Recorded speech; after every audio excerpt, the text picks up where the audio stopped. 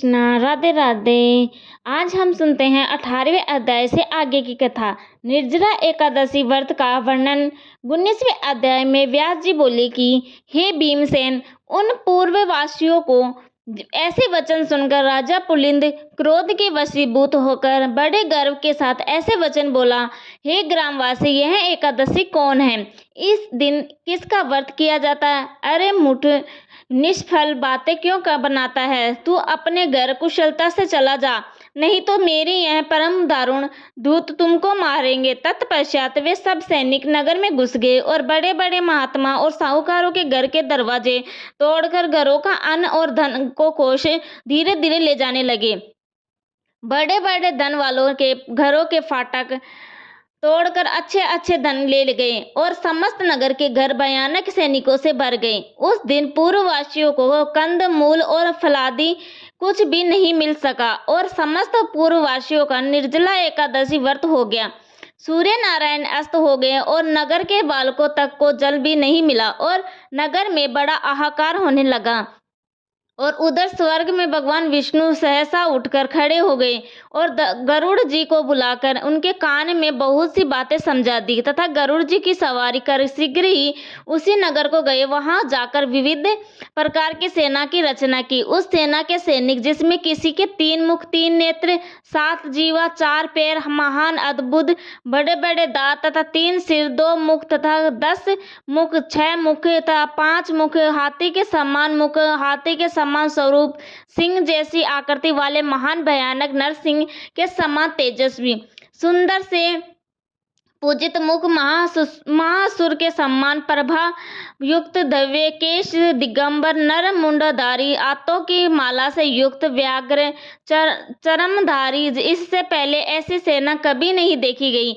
ऐसी सेना को सर्वव्यापक प्रभु विष्णु भगवान ने आज्ञा दी कि राजाओं के आदम इस राजा पुलिंद को सेना सहित मेरी आज्ञा से सूर्योदय से पूर्व ही खूब अच्छी तरह से नाश करो। भगवान विष्णु की आज्ञा को शिरोधार्य कर वह विष्णु के सैनिक दल शत्रु सैनिकों में घुस गए और प्रहार तथा वध करने लगे। इससे बड़ा कोलाहल मच गया। कुछ खंड से, कुछ खवाड़ से वध किए गए और कुछ दांतों से काटे गए तथा कुछ लोग भक्षण कर गए और कुछ वीर लोग भाग रहे थे, उनके पैरों से पकड़कर नीचे गिरा दिया गया। इस प्रकार पैदल सेना के बहुत से वीर मार दिए गए और बहुत से खा लिए गए। रथी, सवार, घोड़ा आदि अत्यंत दांतों से चूर्ण कर दिए गए। शिविर में आग लगाकर भस्म कर दिया गया और उसका बड़ा प्रकाश हुआ। उस प्रकार को देखकर सबको बड़ा विस्मय हुआ और कहने लगे कि तुम लोग कौन हो और कहां से आए हो? हम लोगों ने ऐसे वीरों को कहीं पर भी कभी भी नहीं देखा। अतः इनको मनुष्य न समझकर सब सैनिक भागने लगे।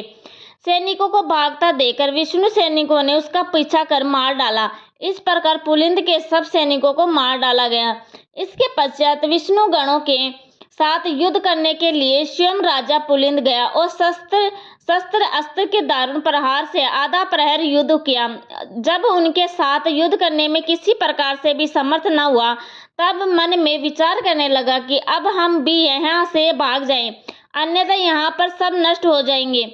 ऐसा विचार करके राजा पुलिंद ने मेघास्त्र घोड़ा, जिसके द्वारा वहां पर घोर अंधकार हो गया और मेघ जल बरसाने लगे तथा बड़े प्रचंड वेग से पवन चलने लगी। इससे विष्णुगण सब मुग्ध हो गए और जो वहां पर था वहीं सब काम छोड़कर भाग गए। ऐसा समय देखकर राजा पुलिंद घोड़े पर सवार होकर सहसा वहां से चला दिया।